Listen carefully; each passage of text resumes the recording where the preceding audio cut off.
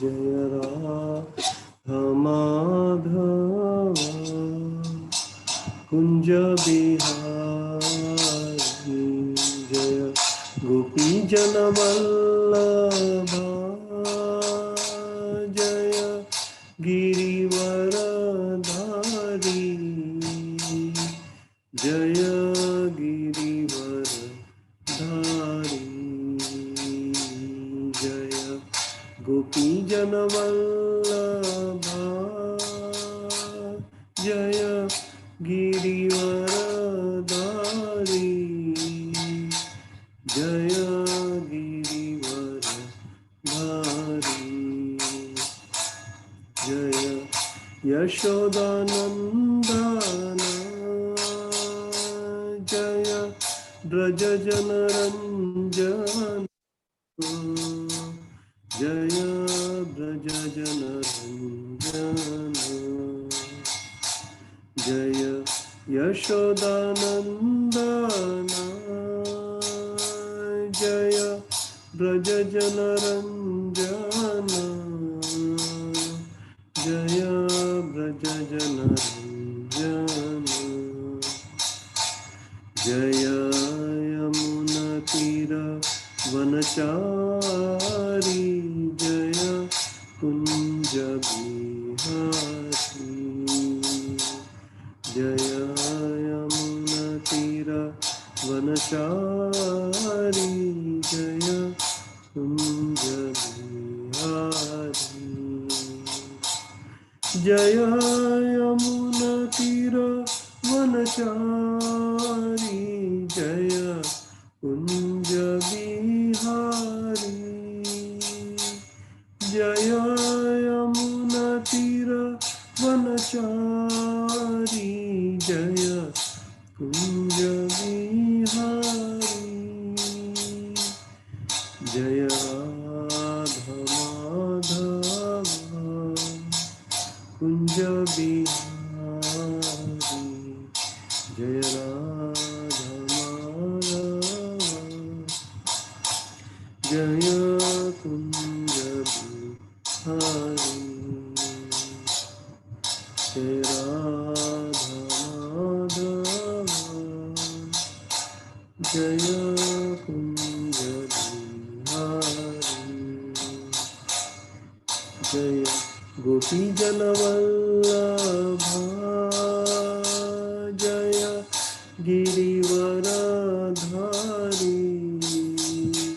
जय गिरिवरधारी जय गोपी जन वल्लभा जय गिरिवरधारी जय गिरिवरधारी जय यशोदानंदन जय ब्रज जनरंजन जय ब्रज जनरंजन जय यशोदानंदन जय ब्रज जनरंजन जय ब्रज जनरंजन जय यमुनातीर वनचारी जय कुंज बिहारी जय यमुनातीर वनचारी जय कुंज बिहारी जय राधा माधव कुंज बिहारी जय राधा माधव कुंज बिहारी।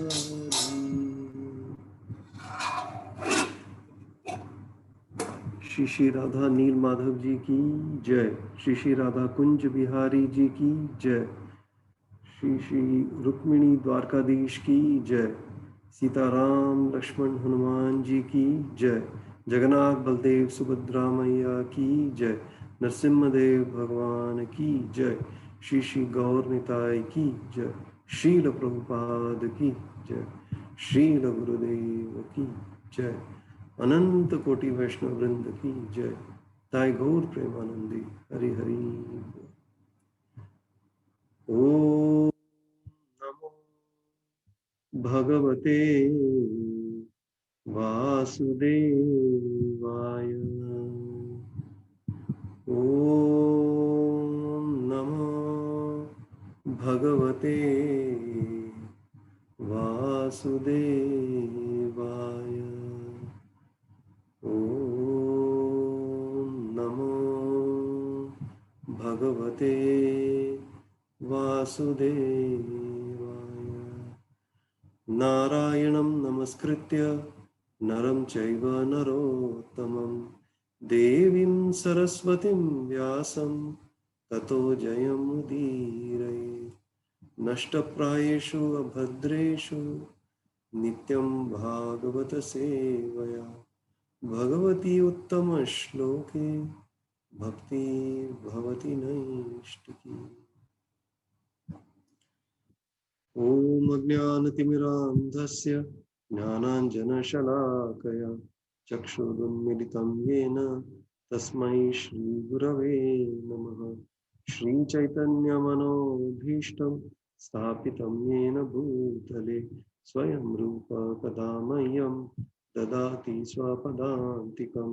वन्देऽहं श्रीगुरो श्रीयुतपदकमलं श्रीगुरुं वैष्णवांश्च श्रीरूपं साग्रजातं सहगण रघुनाथान्वितं तं सजीवं साद्वैतं सावधूतं परिजनसहितं कृष्णचैतन्यदेवं श्रीराधा कृष्णपादान् सहगण ललिता श्रीविशाखान्वितांश्च। हे कृष्णा करुणा सिन्धु दीनबन्धु जगत्पते गोपेश गोपिका कान्ता राधा कांता नमोस्तुते। तप्त कांचन गौरांगी राधे वृंदावनेश्वरी वृषभानुसुते देवी प्रणमामि हरिप्रिये। नमो महावदन्याय कृष्ण प्रेम प्रदायते कृष्णाय कृष्ण चैतन्य नाम्ने गौरकृषे नमः। वाञ्छाकल्पतरुभ्यश्च कृपभ्य एव च पतितानां पावनेभ्यो वैष्णवेभ्यो नमो नमः। जय श्री कृष्ण चैतन्य प्रभु नित्यानंद श्री अद्वैत गदाधर श्रीवासादि गौर भक्तवृंद। हरे कृष्णा कृष्णा कृष्णा हरे हरे हरे राम राम राम हरे।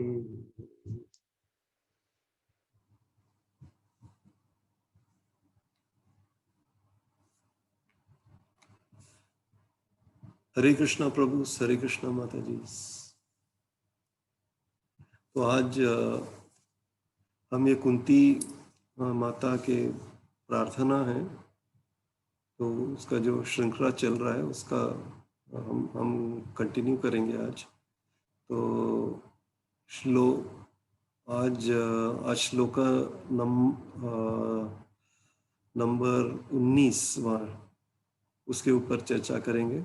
पहला स्कंद 8वां अध्याय 19वां श्लोक। तो पिछले बार जो हमने डिस्कस किया था उसमें देखा कि कुंती माता कृष्ण को नमन करती है। हाँ, तो कुंती माता और वसुदेव कृष्ण के पिता थे, वो सगे भाई बहन थे। तो कुंती माता कृष्ण की बुआ हुई। कृष्ण ने कहा, ये क्या कर रही हैं आप तो मेरी बुआ हो। बुआ तो माँ के समान होती है। तो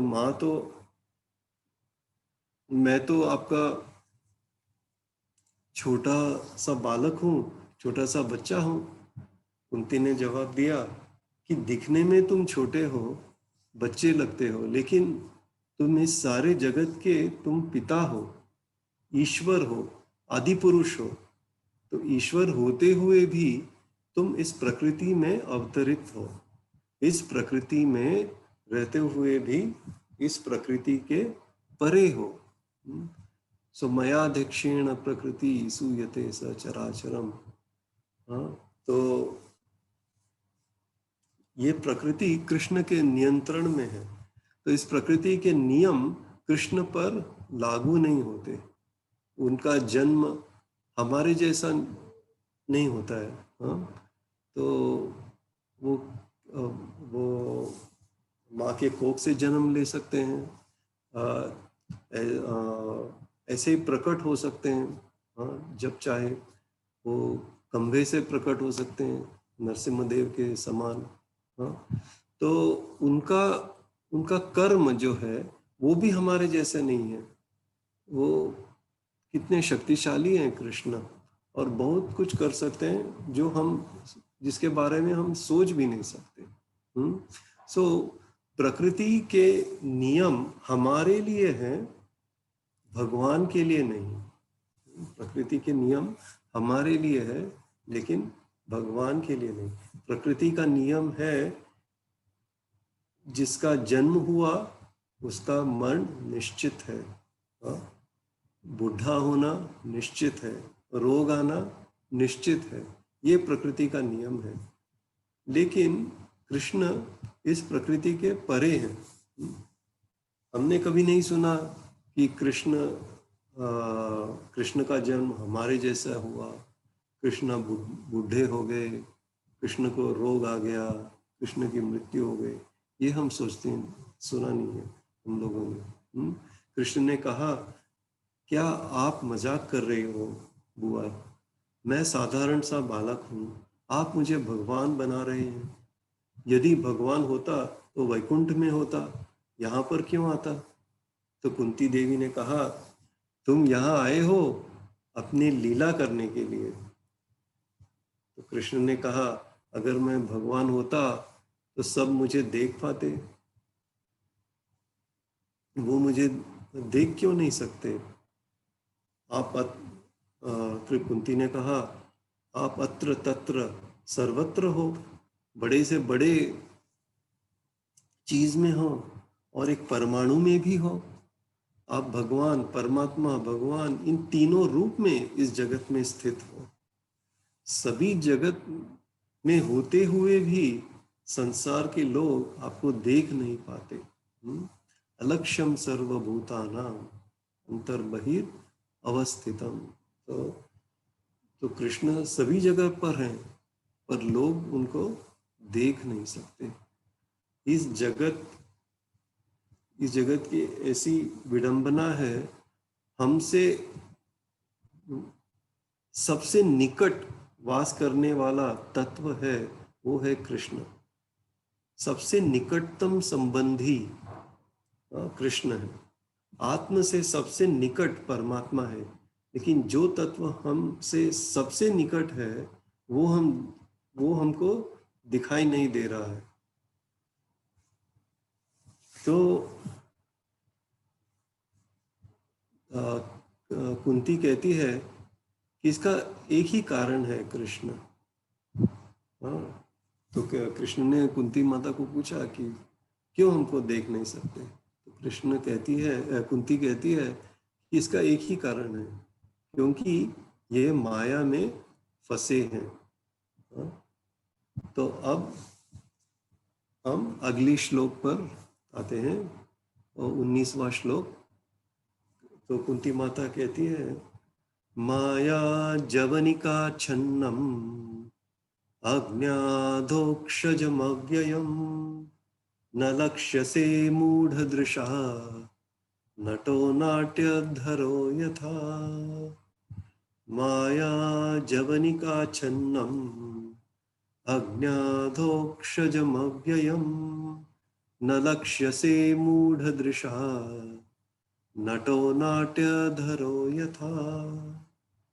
माया जवनिका छन्नम अज्ञाधोक्षजमव्ययम् न लक्ष्यसे मूढ़दृशा नटो नाट्यधरो यथा। तो इसका शब्दार्थ हम पढ़ते हैं। माया ठगने वाली, जवनिका पर्दा,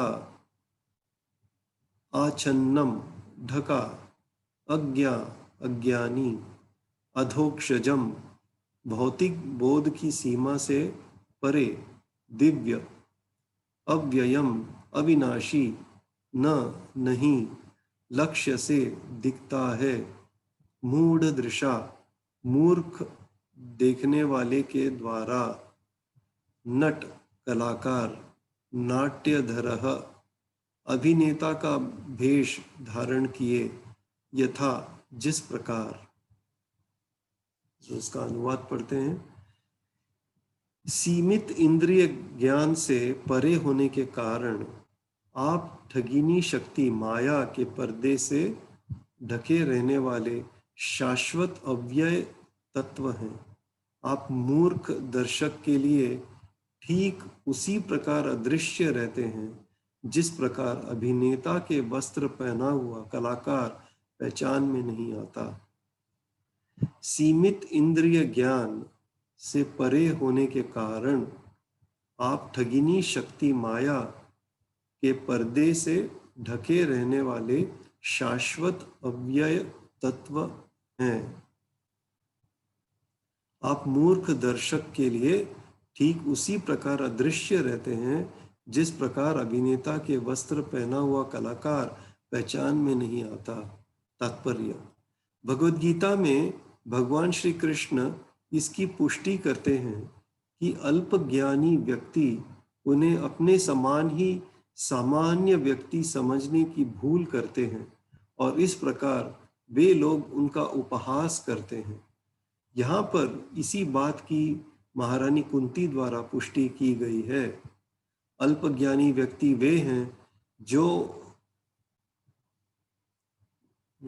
जिसको अल्पज्ञानी व्यक्ति हैं जो नहीं पहचान सकते।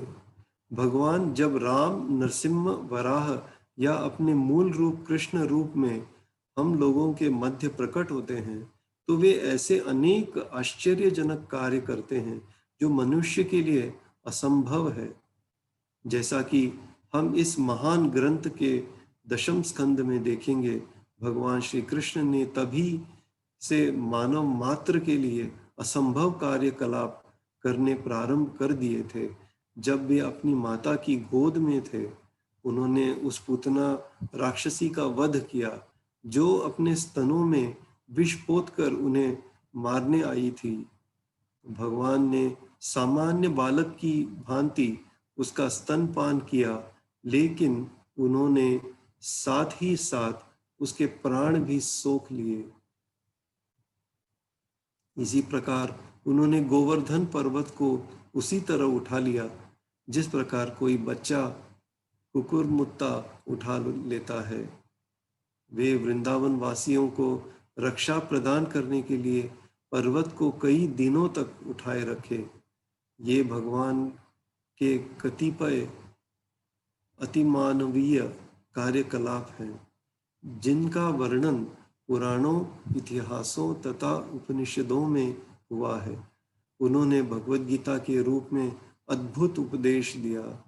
उन्होंने एक वीर, एक गृहस्थ, एक शिक्षक तथा एक त्यागी के रूप में अद्भुत पराक्रम कर दिखलाया।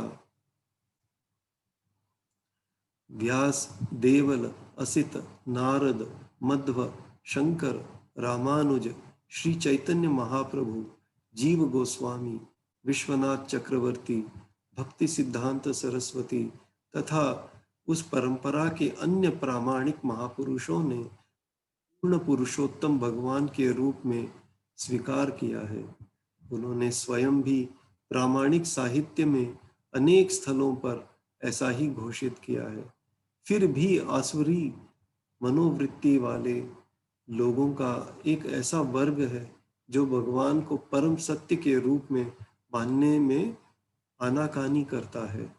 यह कुछ तो उनके अल्प ज्ञान के कारण है और कुछ उनके विगत तथा वर्तमान दुष्कर्मों के परिणाम स्वरूप उनकी घोर मूढ़ता के कारण है।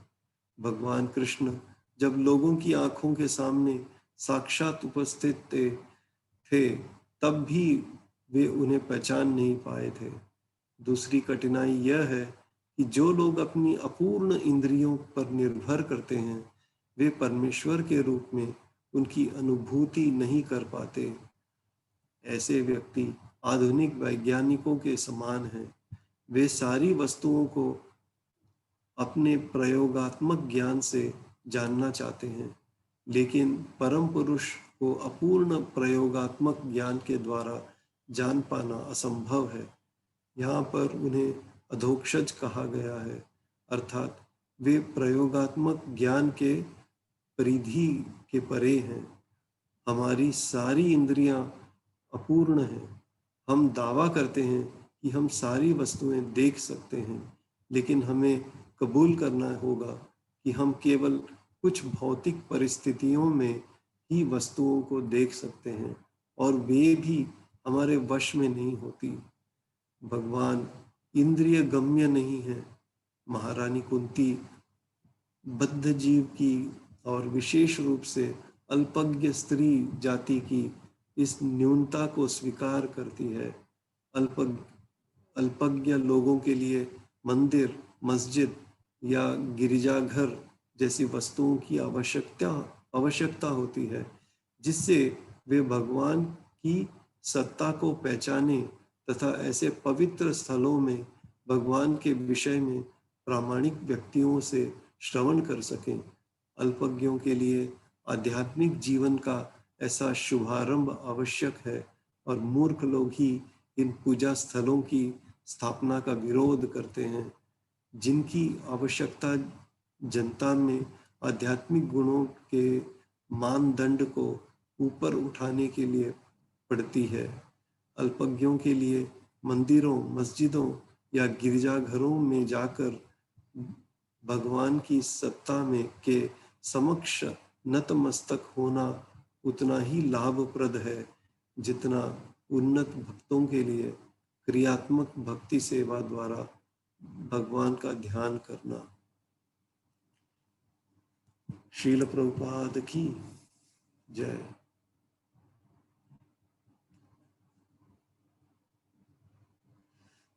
तो जो ये माया से आवृत है वो जीव मुझे देख नहीं पाते। कृष्ण ने भी कहा है, जो कुंती माता यहाँ पर कहती है माया जवनी का छन्नम अज्ञादोक्षजम अव्ययम, तो कृष्ण भी भगवद गीता में कहते हैं नाहम प्रकाश सर्वत्र योग माया समावृता मूढ़ोहम ना भी जानाति, सो नाहम प्रकाश सर्वस्य। मूढ़ देखेंगे नहीं, जो बुद्धू हैं, मूढ़ हैं, वो देख नहीं सकते। हाँ, कोई वो प्रश्न भी नहीं पूछते, कुछ नहीं जानना ही नहीं चाहते हैं वो। हाँ, तो ऐसे लोग हैं। तो अभी हम इस भौतिक जीवन में एकदम उलझ जाते हैं। तो कैसे उलझ जाते हैं? महाराज ने एक अच्छा उदाहरण दिया। एक कोया या कुकुन जिसको कहते हैं, जो रेशम का कीड़ा है, सिल्कवर्म कहते हैं रेशम का कीड़ा, वो क्या करता है, वो एक धागा निकालता है। हाँ, अपने शरीर से धागा निकाल के वो उस धागे को अपने से कुकुन बनाता है। हाँ, अपने शरीर के इर्द गिर्द वो एकदम ऐसे घुमा के इस धागे को कुकुन बनाता है। तो कुकुन बना के क्या हो जाता है, वो रेशम का कीड़ा वो उसी में फंस जाता है, वो उससे बाहर निकल नहीं सकता। और इसके लिए वो किसी और को दोष दे सकता है क्या? हाँ, वो किसी को दोष नहीं दे सकता है, वो अपने आप को ही, वो खुद ही दोषी है। तो उसने ये सृष्टि किया ये कुकुन का और उसी में फंस गया। हाँ, तो वैसे ही तो हम लोग भी इस संसार में एकदम उलझ गए हैं। हाँ, और जैसे वो रेशम का कीड़ा एकदम जेल में जैसा है, वैसे हम भी इस भौतिक जगत में जैसे कि जेल में हैं। तो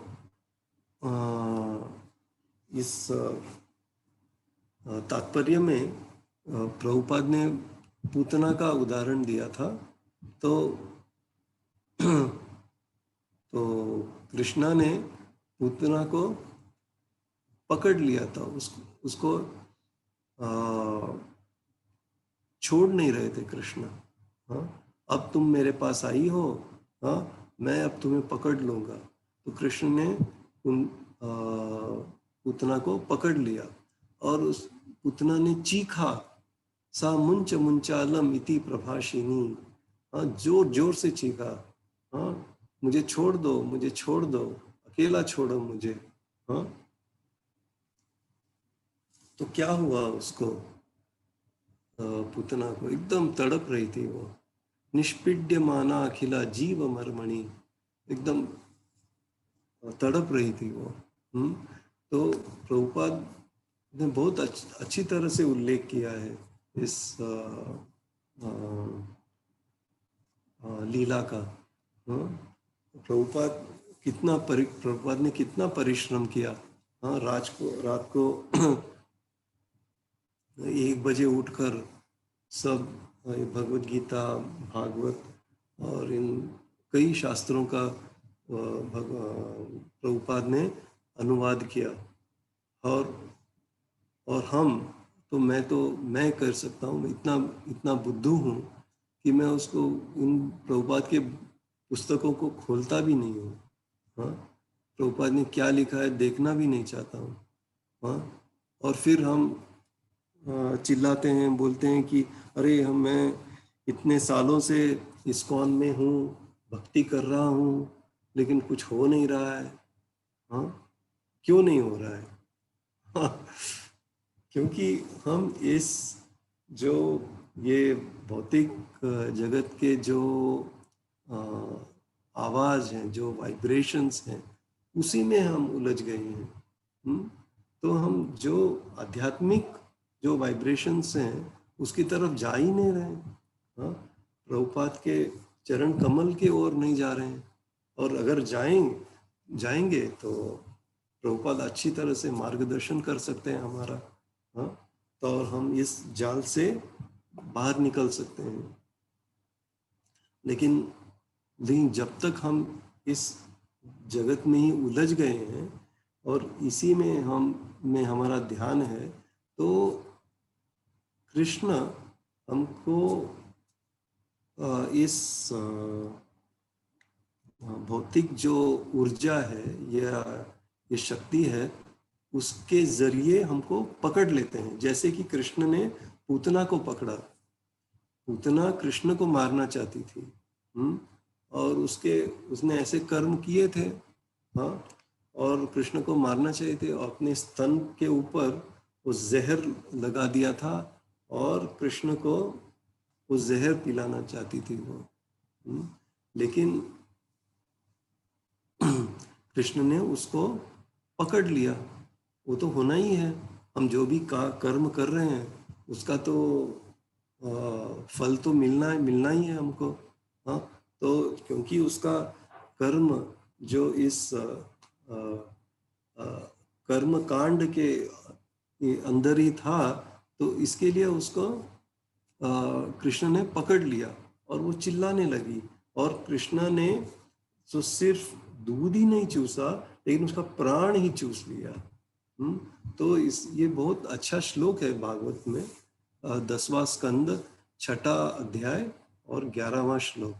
बहुत चिल्लाई वो, सा मुंच मुंचालम इति प्रभाषिनी, निष्पीड्यमाना अखिला जीव मर्मणि। सा मुंच मुंचालमिति प्रभाषिनी, निष्पीड्यमानाखिल जीवमर्मणि, विवृत्य नेत्रे चरणौ भुजौ मुहुः, प्रश्विन्न गात्रा क्षिपतिरुरोगः। हाँ, तो बहुत अच्छा श्लोक है ये।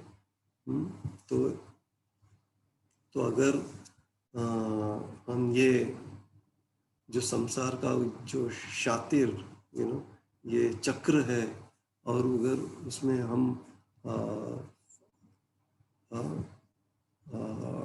फंस गए हैं, हाँ, तो फिर हमारी भी पुतना की दशा जैसे ही हो जाएगी। हाँ, तो और जब कृष्ण ने पुतना को पकड़ लिया, तो बहुत ही मुश्किल था, कृष्ण से छूट नहीं पाई वो। तो इसी तरह हम इस संसार में ही एकदम उलझ जाते हैं, और बाहर निकलना एकदम नामुमकिन ही हो जाता है। और फिर जब भी हम पीड़ित होते हैं इस दुनिया में, तभी हमको लगता है कि अरे हमको छोड़ दो छोड़ दो, हम ऐसे ही हम भी चिल्लाते हैं, हमारे मन ही मन में चिल्लाते हैं। लेकिन इसका सॉल्यूशन क्या है? अभी देखिए, पुतना को कृष्ण तो पुतना के पास नहीं गए, हाँ, पूतना कृष्ण के पास गई, उसने कृष्ण को उठाया। बहुत ही सुंदर थी पूतना, हाँ, और योग शक्ति थी उसके पास, वो आकाश में चल सकती थी, कोई भी रूप ले सकती थी। हाँ, तो बहुत ही योग शक्ति थी उसके पास, और इतनी सुंदर थी कि कोई पूतना को रोका नहीं। हाँ, नंद महाराज के घर में जब प्रवेश किया तो किसी ने उसको रोका ही नहीं, तो उसने सीधे जाके कृष्ण को उठा लिया और कृष्ण को दूध पिलाया। हाँ, तो इसमें कृष्ण का कोई गलती नहीं है। अभी हम लोगों को भी जो भी होता है, तो उसमें कृष्ण की कोई गलती नहीं है। हाँ? लेकिन हालांकि कृष्ण ही सब कुछ करते हैं, लेकिन कृष्ण की कोई गलती नहीं है। हाँ, तो हमारा जो कर्म है उसके अनुसार हमको फल मिलता है। तो हम जो भक्त हैं, अगर वो थोड़ा जानते हैं, तो वो अगर कुछ बुरा हुआ तो तुरंत वो सोचते हैं कि हाँ, ये कृष्ण की इच्छा है। हाँ, तो हम कृष्ण को दोषी नहीं ठहराते। हाँ, लेकिन जो कर्म करता है वही जिम्मेदार है। हाँ, तो ये तो ऐसे ही हम उलझे रहते हैं इस दुनिया में। तो जवनिका का मतलब क्या है? पर्दा। हाँ, हम लोग भी तरह तरह के पर्दे इस्तेमाल करते हैं, हाँ, का उपयोग करते हैं। अभी कोई पर्दा मोटा होता है, कोई पतला रहता है, पारदर्शक होता है। हाँ, तो कोई ज़्यादा लाइट ये उसके आर पार जा सकता है, लेकिन कोई पर्दा इतना मोटा रहता है कि हम कुछ देख नहीं सकते। हाँ, तो ये जो भौतिक मटेरियल एनर्जी या भौतिक ऊर्जा जो है, ये भी ऐसा ही पर्दा बना देती है, ताकि हम कृष्ण को देख नहीं सके, तो हम कृष्ण को देख नहीं पाते हैं। हाँ, अभी जितना हम इस दुनिया में वो क्या क्षण भर के सुख को ढूंढते रहते हैं, जितना हम उसके पीछे दौड़ते रहते हैं, उतना ही हम ये रेशम की कीड़ा जैसे हम वो धागा हमारे चारों ओर घुमाते रहते हैं, और ये जो माया का वो पर्दा है, वो एकदम और मोटा और मोटा और मोटा होते जाता है, और हम पूरे अंधकार जाते हैं, तम के अंधकार में रह जाते हैं। हाँ, और इस पर्दे के उस पार क्या है? पर्दे के उस पार कृष्ण हैं, जिनको हम पुरुषोत्तम कहते हैं। उत्तम का अर्थ है उद्गत तम, जो तम के उस पार है, उद्गत तम, वो उत्तम है, वो कृष्ण है। तो कृष्ण 7वें अध्याय के 25वें श्लोक, नाहम प्रकाश सर्वस्य योग माया समावृतः मूढ़ोयम ना विजानाति लोको माम अजम अव्ययम। जो मूढ़ हैं वो कृष्ण को देख नहीं सकते। हम कह सकते हैं कि पर्दा हटाओ और देख लो, इसमें क्या बड़ी बात है। हम तो रोज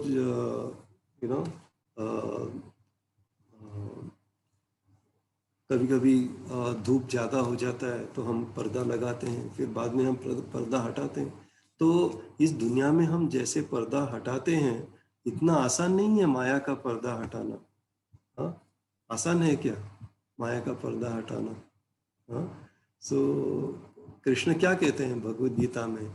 हाँ, कृष्ण कहते हैं कि दैवी ही एष गुणमयी मम माया दुरत्यया। 7वां अध्याय 14वां श्लोक में कृष्ण कहते हैं, हे अर्जुन, ये माया कोई साधारण शक्ति नहीं है। दैवी ही एष गुणमयी, ये माया कोई साधारण शक्ति नहीं है, दैवी शक्ति है ये माया।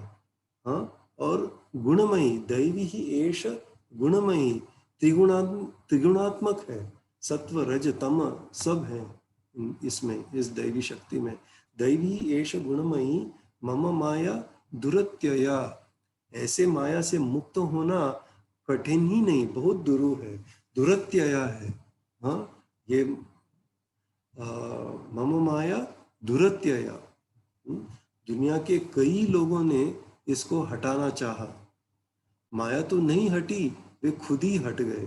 अभी देखो इंदिरा को, ब्रह्मा का उदाहरण, कितने उनके हमने लीला पढ़ा है ब्रह्मा के बारे में, ब्रह्मा विमोहन लीला, इंद्र एक गोवर्धन लीला भी इंद्र के बारे में है। तो एकदम वो माया के पर्दे से उनका जो विशन को क्या बोलते हैं, देखने की शक्ति है, वो कम हो गई, वो कृष्ण को जान नहीं पाए, ब्रह्मा भी कृष्ण को जान नहीं पाए, क्योंकि माया का पर्दा था, है कि नहीं? तो ये पर्दा को हटाना बहुत ही मुश्किल है, बहुत ही मुश्किल है। लेकिन यशोदा के सामने ये पर्दा था क्या, माया का पर्दा? या कोई ब्रजवासी था उनके सामने ये पर्दा नहीं था? तो कृष्ण कहते हैं, लेकिन कृष्ण कहते हैं कि एक बहुत सरल तरीका है। कठिन है लेकिन सरल तरीका है। क्या है? माम एव ये प्रपद्यन्ते मायामेताम तरन्ति ते, दैवी ही एष गुणमयी मम माया दुरत्यया। मुश्किल तो है पर्दा हटाना, लेकिन सरल है। माम एव ये प्रपद्यन्ते मायामेताम तरन्ति ते।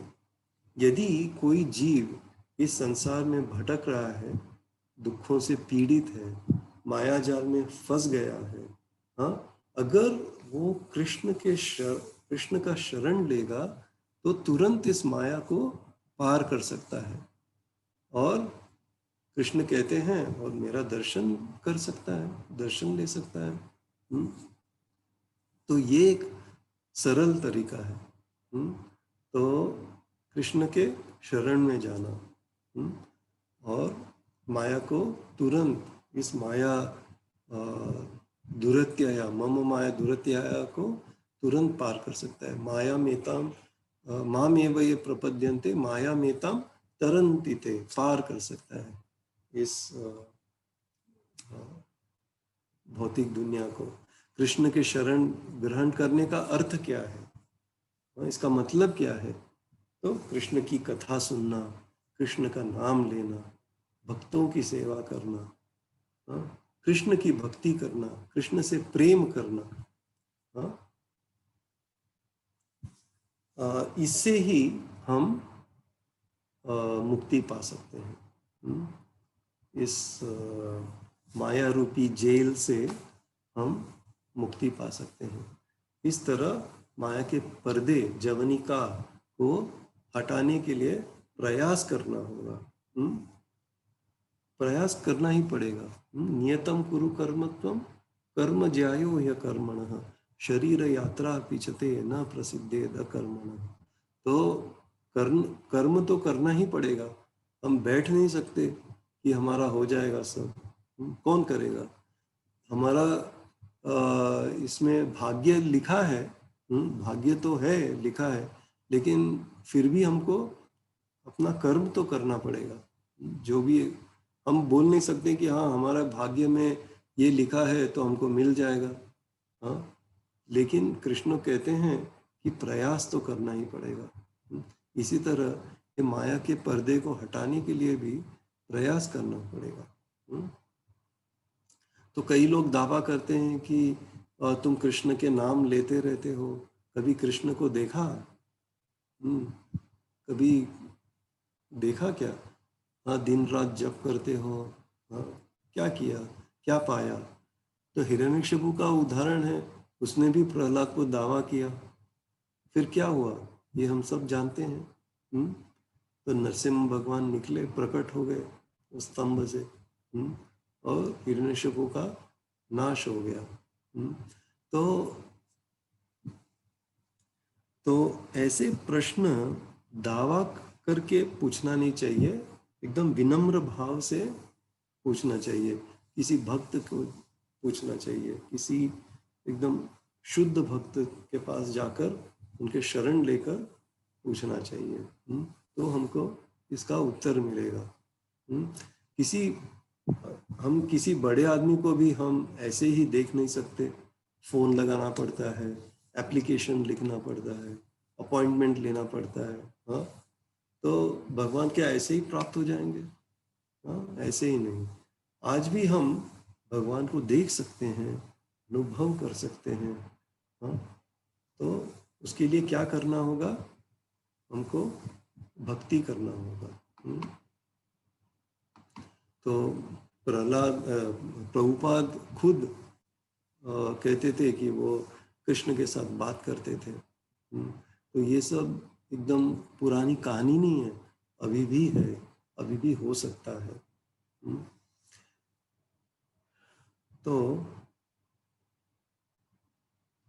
तो ये राम की लीला में से है ये। तो रावण और आदि जो असुर थे, उनके बहुत ही उनका जो कर्म था वो बहुत असहनीय हो गया लोगों को। तो बहुत ही पीड़ा दे रहे थे लोगों को। तो पृथ्वी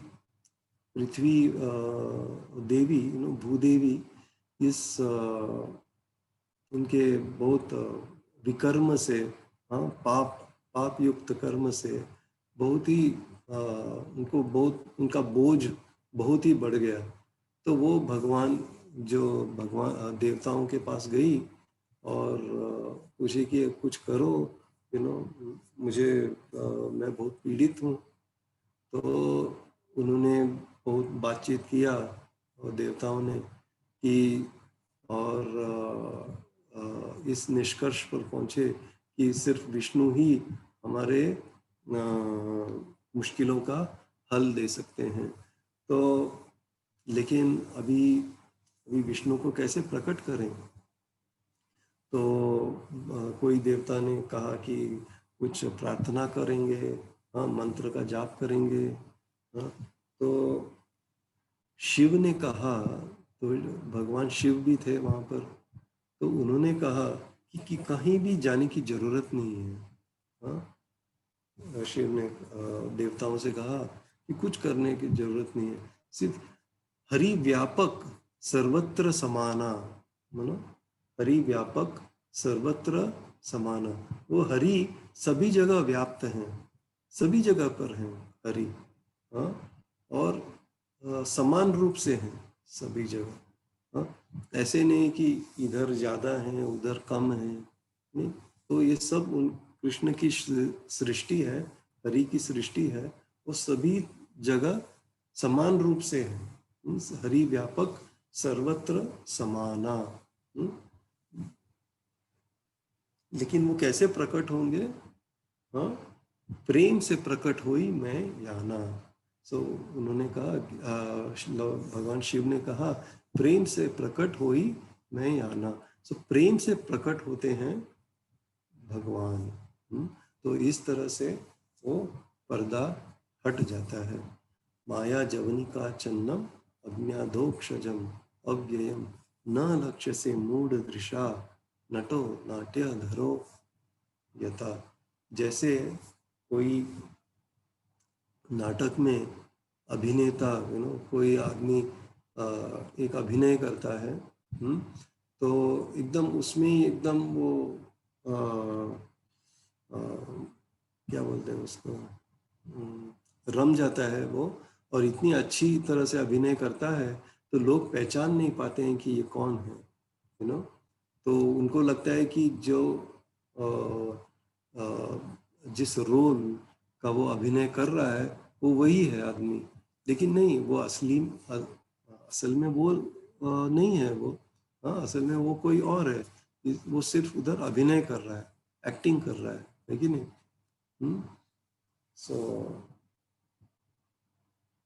माया जवनिका छन्नम अज्ञाधोक्षजम अव्ययम न लक्ष्य से मूढ़ दृशा। तो इसी तरह जो मूढ़ हैं वो कृष्ण को देख नहीं सकते। ओके, तो इसी तरह शिशुपाल ने कृष्ण को नहीं जाना, दुर्योधन ने कृष्ण को नहीं जाना।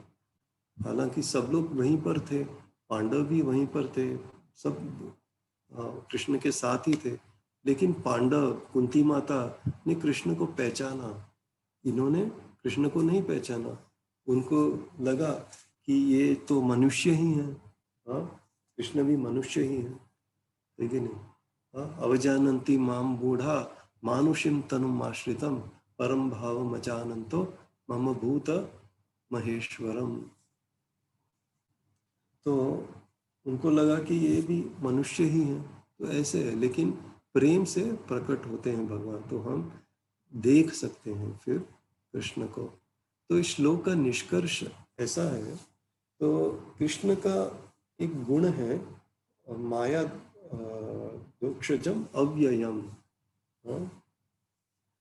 अव्ययम यानी कि कृष्ण में कोई गलती नहीं है। हाँ, कोई गलती, अव्यय है, कृष्ण अव्यय है।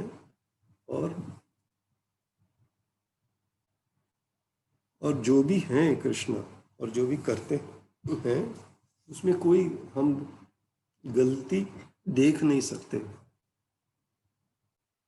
हाँ, तो जब भी हम ये जान लेते हैं कि कृष्ण ऐसे हैं, अभी जो भी होता है, अभी किसी घर में हम प्रवचन के लिए गए थे, तो कर्म के बारे में बात किया था।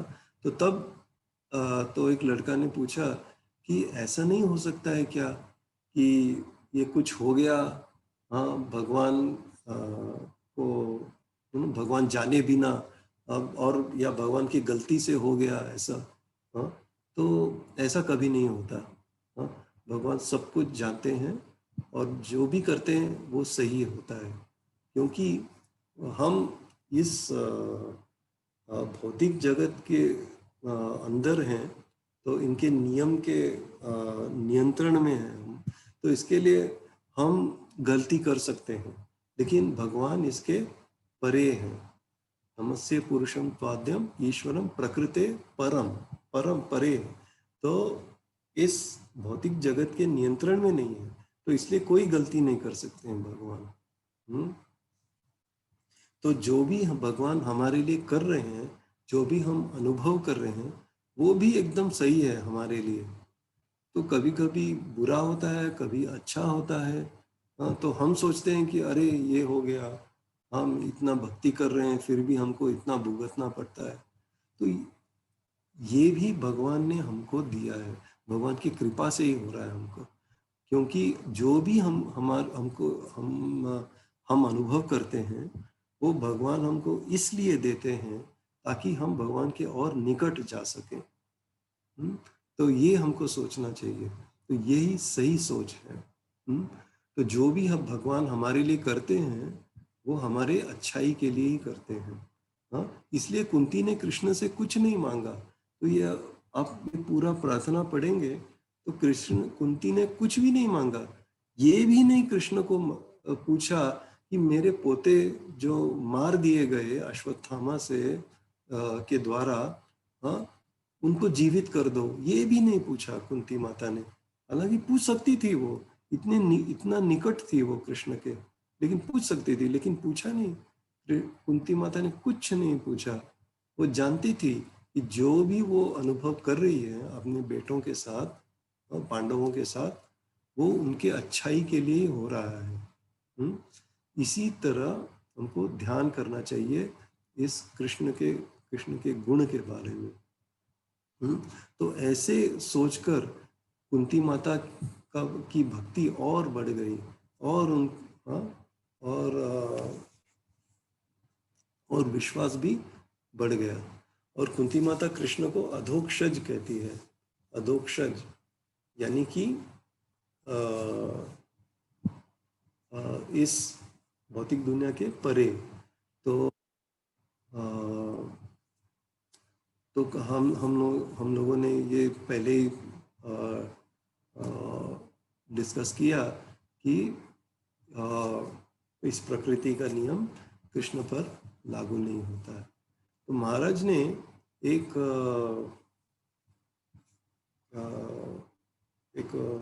महत्वपूर्ण बात कही कि हम कृष्ण को देख क्यों नहीं सकते।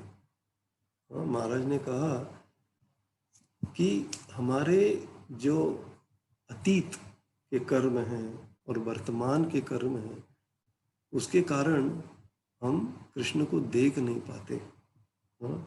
और इस भौतिक जगत के जो नियम हैं वो बहुत स्ट्रिक्ट हैं। जो हम कर्म करते हैं तो उसका फल तो मिलता ही है। तो और अगर एक तीर छूट गया बाण से तो वो एकदम वो लक्ष्य की ओर जा रहा है। हाँ, और लगेगा ही एक दिन।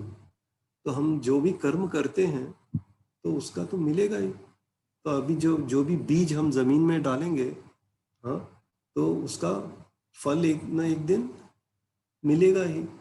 हाँ, तो हम ये सोच नहीं सकते कि हम भाग जाएंगे इससे, नहीं। लेकिन ये तो तीर गया है लेकिन आएगा, लेकिन कितना तेजी से आएगा, कितना जोर से लगेगा, ये हमारे भक्ति के ऊपर निर्भर करता है। कभी कभी कृष्ण तीर को थोड़ा डिफ्लेक्ट भी कर सकते हैं। हाँ, तो तीर निशाने को छोड़कर कहीं और जा सकता है कि नहीं।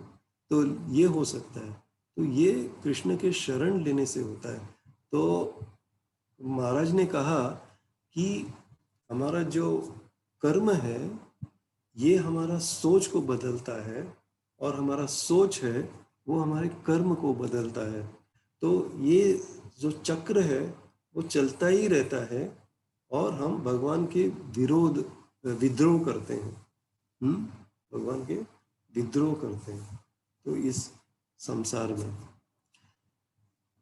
तो हम लोग को लगता है कि हम भक्त हैं और ये जो तात्पर्य है वो सिर्फ असुरों के लिए है।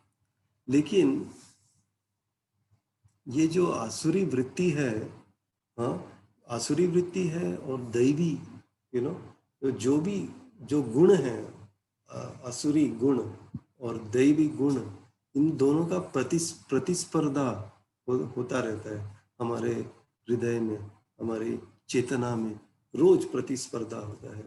हाँ, तो ये हमारी स्थिति है। हाँ, तो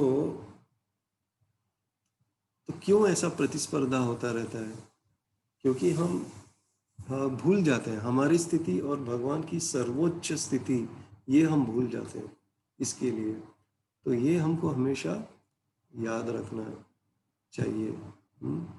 तो इसी तरह अगर याद रखेंगे तो ये माया का पर्दा हट सकता है। और कृष्ण किसको अपने आप को प्रकाशित कर सकते हैं, प्रकट कर सकते हैं, वो कृष्ण के ऊपर है, कृष्ण की कृपा के ऊपर है। हाँ, हम जितना भी भक्ति करेंगे तो वो पर्दा हटेगा या नहीं हटेगा, वो भी कृष्ण के ऊपर ही निर्भर है। हाँ,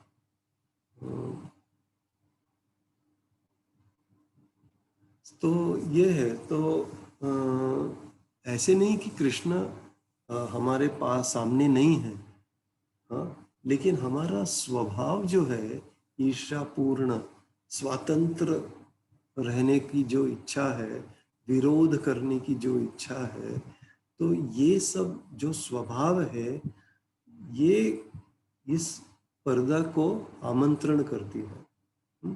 मोहित करने वाले पर्दे को आमंत्रण देती है।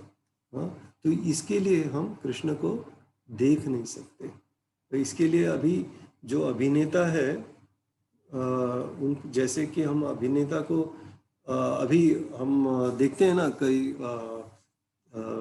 पिक्चरों में पहले देखा था कि अरे वो हीरो है, वो अगर उसको अपने आप को दूसरे उनको उसको पहचान नहीं पाए, इसके लिए वो क्या करता है, दाढ़ी बढ़ा लेता है, कुछ दूसरा पहन लेता है, हाँ, कुछ दूसरा पोशाक पहन लेता है। तो ऐसे वो पहनने से तो दूसरे उनको वो सिनेमा में जो एक्टर्स हैं वो उनको नहीं पहचानते हैं, है कि नहीं? तो वैसे हमारा जो स्वभाव है ईर्ष्यापूर्ण, स्वतंत्र रहने की इच्छा, विद्रोह करने की इच्छा, जो ये स्वभाव है, इसके कारण हम कृष्ण को देख नहीं पाते, वो पर्दा आ जाता है। हाँ, तो और इसके लिए कृष्ण को देखने के लिए क्या होना चाहिए हमारे पास?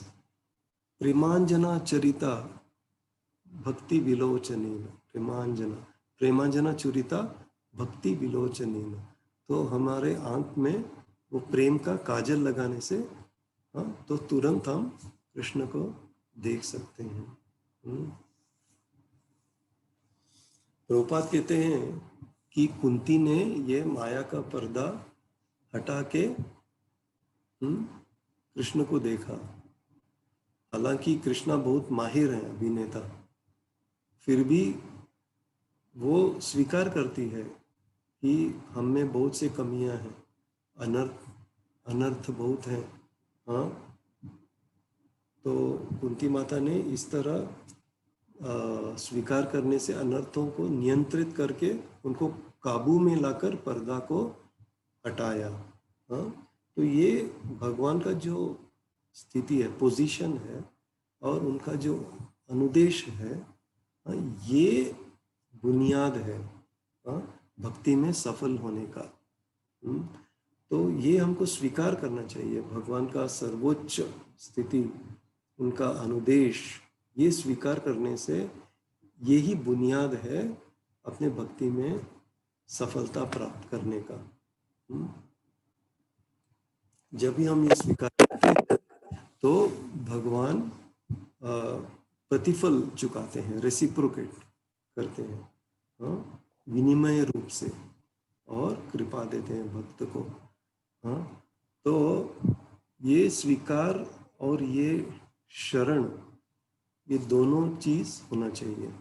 हाँ, अगर ये दोनों नहीं है तो हम भगवान की सर्वोच्च स्थिति को स्वीकारते नहीं हैं और शरणागत में नहीं जाते हैं, तो ऑटोमेटिक क्या होता है, विद्रोह होता है, हाँ, बहुत से उम्मीदें होती हैं, चिंता होती है, निराशा होती है, गुस्सा होता है, ये सब आ जाता है।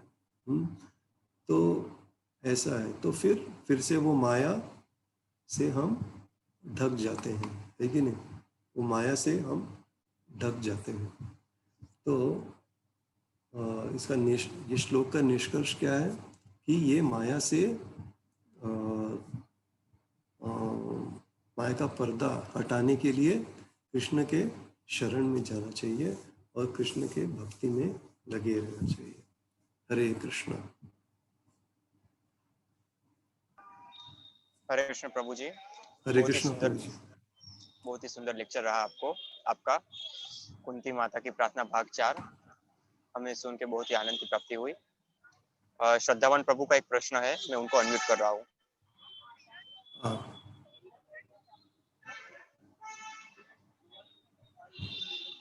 हेलो। हरे कृष्णा प्रभु। हरे कृष्णा। हरे कृष्णा प्रभु जी। प्रभु दंडवत प्रणाम। दंडवत प्रणाम। हरे कृष्णा। हरे कृष्ण। मेरी आवाज आ रही है साथ साथ? हाँ हाँ, सुन रहा है प्रभु। हाँ प्रभु, तो मेरा प्रश्न ये है कि जैसा कि आपने बताया, कर्म से ही हम इस क्या बोलते हैं, कर्मों की गांठ से छूट सकते हैं। लेकिन ज्यादातर लोग जो पढ़े हैं उनको क्या है, ये भगवत गीता का नॉलेज नहीं है। उनको हम जब भी मिलते हैं डिस्ट्रीब्यूशन के समय, तो वो हमेशा ये बोलते हैं भाई हमारे पास समय नहीं है, समय नहीं। चाहे हम कितना भी उनको समझाए, फिर भी वो लोग मानते ही नहीं है क्या किस तरह से समय निकाला जाए। तो उसका हम जो जानते हैं, हम जो करते हैं, उसका उन पे इतना प्रभाव क्यों नहीं? तो कौन सी चीज है जो उनको इस तरफ आने से रोकती है? और हम ऐसा क्या करें कि जैसे हमारा प्रभाव उन पे पड़े और वो भगवान से जुड़ जाए? नो डाउट हमारा इसमें कुछ नहीं है, लेकिन फिर भी हम चाहते हैं कि वो भी भगवान की लाइन में आ जाए। तो ये थोड़ा संदेह है, जिससे दूसरों को भी मदद मिलेगी। प्रभु करेक्ट करेक्ट। तो इसमें प्रॉब्लम क्या है कि उनको ये भक्ति का महत्व मालूम नहीं है। हाँ, और को लगता है कि अगर वो जाने कि मैं कोई उपद्रव में हूँ, हाँ, तो फिर उसका हल ढूंढेगा वो, है कि नहीं? अगर वो सोचता है कि मैं एकदम अच्छी तरह से हूँ, स्वस्थ हूँ, हाँ, कंफर्टेबल हूँ, तो मुझे कुछ करने की जरूरत नहीं है, तो फिर वो हल भी नहीं ढूंढेगा, एकदम अपनी ही जिंदगी जिएगा, है कि नहीं? तो उसको पहले ये जानना चाहिए कि हमारा पोजीशन कुछ ठीक नहीं है। तो आप उसको हमारे जो तकलीफें हैं उसके बारे में पूछ सकते हैं। अरे भाई, आपको ये जिंदगी में कोई तकलीफ है, हुई है बड़ी?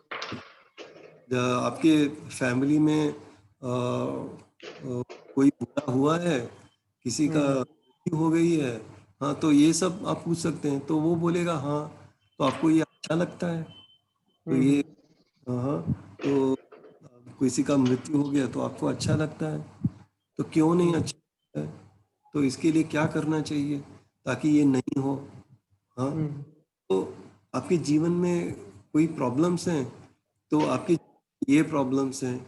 अभी कोई अब दूसरे को देखिए, तो वो जन्म से ऐसा ही है, देख नहीं पाता, बोल नहीं पाता, सुन नहीं पाता, या और कुछ हुआ है उसको व्याधि। तो ऐसा क्यों होता है?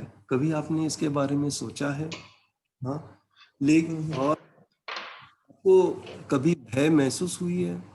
हाँ, तो रोज भय भय महसूस होता है। हाँ, तो आपको कैसे लगता है? तो आपको अच्छा लगता है ये सब? तो उनको अपनी तकलीफों का जानकारी होना चाहिए।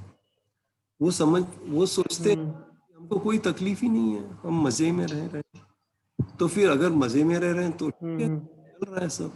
तो ये थोड़ा जानना चाहिए। तो भगवद गीता में अर्जुन का क्या पोजीशन था? हाँ, तकलीफ में था। अर्जुन थोड़ी एकदम सोफा में बैठा था, एकदम कंफर्टेबल, एयर कंडीशन ऑन, और कृष्ण भी आ गए, बेल बजाया घर में और बुलाया कृष्ण को अंदर, और कृष्ण बोला चलो हम भगवद गीता टेल यू भगवद गीता। ऐसे नहीं। हाँ, अगर कृष्ण ऐसा बोलते तो हम आज भगवत गीता नहीं पढ़ते ना, तो इसको इम्पोर्टेंस नहीं देते। लेकिन हम क्यों भगवत गीता को इम्पोर्टेंस देते हैं? क्योंकि अर्जुन का कंडीशन जो था एकदम, वो महान सव्य साचिन, बहुत अच्छा महारथी था वो, फिर भी उसको कष्ट हुआ। वो बोला कि मैं ये युद्ध नहीं लड़ सकता। लेकिन क्यों? अभी जो जो चीज जो कृष्ण ने बोला, कहा 5,000 साल पहले, आज भी वही, वो हमको भी लागू है कि नहीं? क्यों लागू है? तभी तो जिंदगी ऐसे थी उधर। हाँ, एकदम दूसरा ही था ना। अभी इतना टेक्नोलॉजी बढ़ गया, इतना एडवांस हो गया है। हाँ, तो फिर भी हमको ये भगवत गीता इतना ही इम्पोर्टेंट लग रहा है। क्यों इम्पोर्टेंट लग रहा है? क्यों हम सब लोग पढ़ रहे हैं? इसमें कुछ होना चाहिए ना इसके अंदर। टेक्नोलॉजी तो बढ़ गया, लेकिन जो आदमी टेक्नोलॉजी के पीछे है, वो आदमी तो वही है जो 5,000 साल पहले था। उसका मन वही है जो 5,000 साल पहले था, है कि नहीं? तो इस मन के जो प्रॉब्लम है, तो जो अर्जुन ने जो फेस किया था, तो वही आज भी है। हाँ, हमको भी कर्म करने में बहुत दुविधा होती है। हाँ, बहुत संशय होता है, बहुत ये वो। हाँ, तो बहुत तकलीफें होती हैं जिंदगी में। तो हमको भगवत गीता पढ़ने से थोड़ी राहत मिलती है ना, है कि नहीं? तो हमारे प्रॉब्लम का कोई सॉल्यूशन मिलता है इसमें। महात्मा गांधी ने भी यही कहा कि हमको जब भी कोई तकलीफ होता है ना, तो मैं क्या करता हूँ, भगवत गीता का बुक खोलता हूँ, तो मुझे उत्तर मिल जाता है, उसमें कोई सॉल्यूशन मिल जाता है कि नहीं? This is the thing actually. तो हम उसको ये रियलाइज करना चाहिए, जानना चाहिए कि मेरी जिंदगी इतनी आसान नहीं है, हम बहुत कष्ट देख रहे हैं। अरे, तो ये जानना चाहिए हमको कि हम कष्ट हैं। हाँ, तो अगर ये जान लेगा वो, तो फिर वो सॉल्यूशन आंसर के लिए ढूंढेगा, है कि नहीं? और इम्पोर्टेंट, अगर फिर भी वो नहीं माना, लेकिन तो हम हमेशा हंसते हुए बात करना चाहिए, गुस्सा नहीं होना चाहिए बात करने। कभी कभी ऐसे बात करते समय ऐसे कुछ भी उत्तर देगा तो भक्त को गुस्सा आ सकता है, लेकिन कभी गुस्सा नहीं होना चाहिए, हमेशा हंस के बात करना चाहिए। तो उसका भी बहुत फर्क पड़ता है बुक बेचने में। और अगर फिर भी कुछ नहीं हुआ, तो प्रसादम दे दो और हरे कृष्ण दो, बस। तो वो सुन के उसका भक्ति शुरू हो जाएगी ना। वो प्रसाद खाने से, भगवान का नाम सुनने से उसकी भक्ति शुरू हो जाएगी, बस। और फिर वो दूसरे भक्त से मिलेगा, फिर इट विल गो फॉरवर्ड, हाँ, नेतिक्रमनाशोस्ति प्रत्यवायो न विद्यते स्वल्पमपि अस्य धर्मस्य त्रायते महतो भयात्। हाँ, लोगों को लगता है कि हमारा तो एकदम कंफर्टेबल सिचुएशन है कि नहीं? तो इसलिए वो जानना नहीं चाहते कुछ। हम डॉक्टर के पास जाते हैं, अभी सब सेहत अच्छा है तो डॉक्टर के पास जाते हैं क्या? नहीं ना। तो कुछ प्रॉब्लम है तो ही जाते हैं ना। तो भगवत गीता भी ये प्रॉब्लम का सॉल्यूशन है, हमारा जिंदगी का मैनुअल है, इंस्ट्रक्शन मैनुअल। अगर आपको प्रॉब्लम नहीं चाहिए जिंदगी में, तो ये पढ़िए Bhagavad Gita. Correct. So this is the thing, the manual for life, thank you. मालूम होगा ना। तो महाराज था कि कैमरा का भी का प्रयोग करने के लिए कैमरा का मैनुअल पढ़ना चाहिए। अगर कैमरा नहीं पढ़ेंगे तो चित्र अच्छी तरह नहीं आएगा, या कैमरा बिगड़ जाएगा, है कि नहीं? तो इसलिए इंस्ट्रक्शन मैनुअल हमेशा पढ़ना चाहिए। तो ये भगवद गीता हमारे जीवन का इंस्ट्रक्शन मैनुअल है। तो ऐसा अप्लाई कर सके अकॉर्डिंग टू सिचुएशन। हरे कृष्णा प्रभु। हरे कृष्ण प्रभु जी।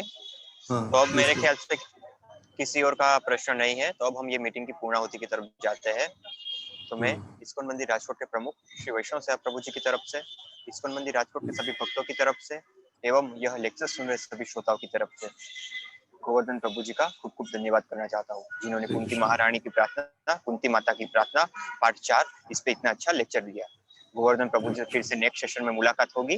तब तक के लिए सबको हरे कृष्णा। और कल के लेक्चर की अनाउंसमेंट थोड़ी देर बाद सब ग्रुप्स में हो जाएगी। तो कल वापस हरे हम 6 कृष्णा। बजे मिलेंगे। हरे कृष्णा। हरे कृष्णा।